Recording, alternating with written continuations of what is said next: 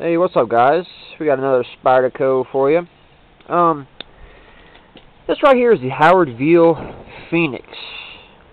Let me give you a little story on, not necessarily the background of this knife, but how I came upon it.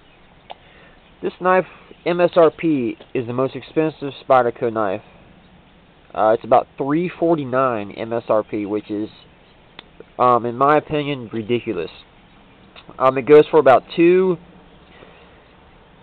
to $290 retail. It's full titanium scales with micarta overlays here. VG10 blade, and it's got the old school ball bearing.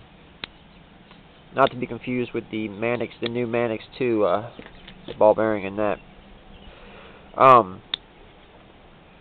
Yeah, it's a cool design, and I really wanted to try it out, but there's just no way I was going to drop nearly $300 for this knife.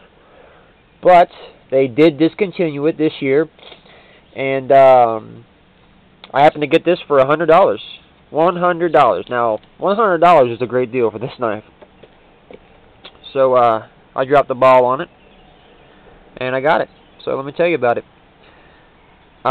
You see it still has the plastic guards here on the titanium bolsters.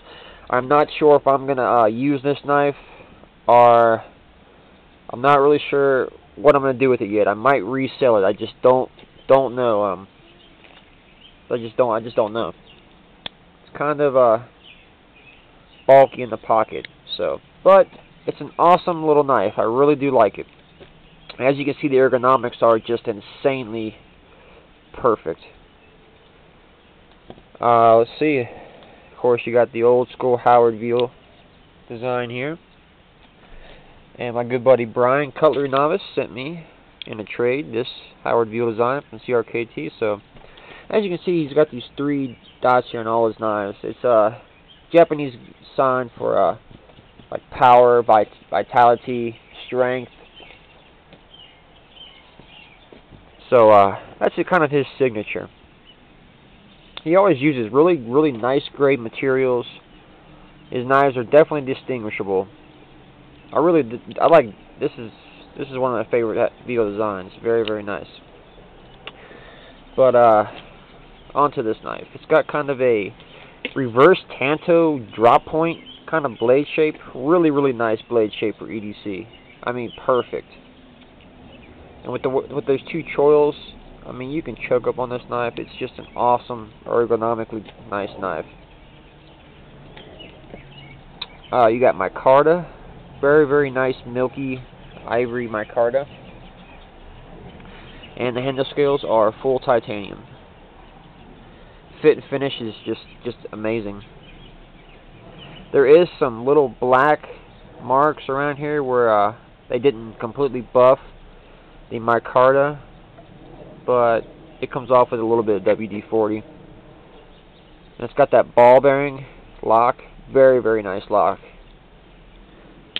Very tight.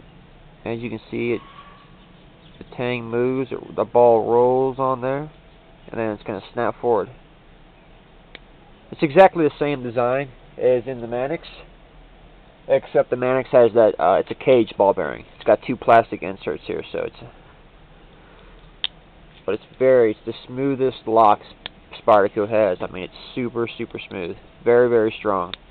And compared to a Benchmade with the Axis lock, or SOG with the arc lock, it's not one little tiny like U-shaped spring that is just really tiny. You can't really see it, but the spring right here is really heavy gauge, and it's a coil spring.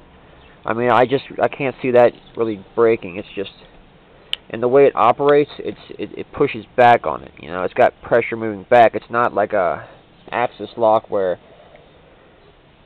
it's kind of like it's shaped like this, and every time you move it, it kind of, I mean, I can't really explain it, but it's just the Axis lock Even though there's been not too many reports of it breaking, it just doesn't seem safe to me, that little tiny spring. But this has a very heavy gauge spring on it. Beautiful, beautiful knife. Pocket clip. It's kind of, when it goes down in your pocket, it's just kind of bulky. And it's tip up only, which I don't care if it's tip up or tip down. But with my Spydercos, I like tip up. But I can see where they wouldn't be able to do it with this knife.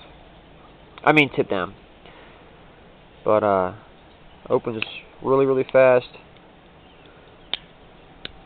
Super smooth. The ergonomics are just amazing. And it's got that VG10 feel, which is just, everybody knows how awesome VG10 is.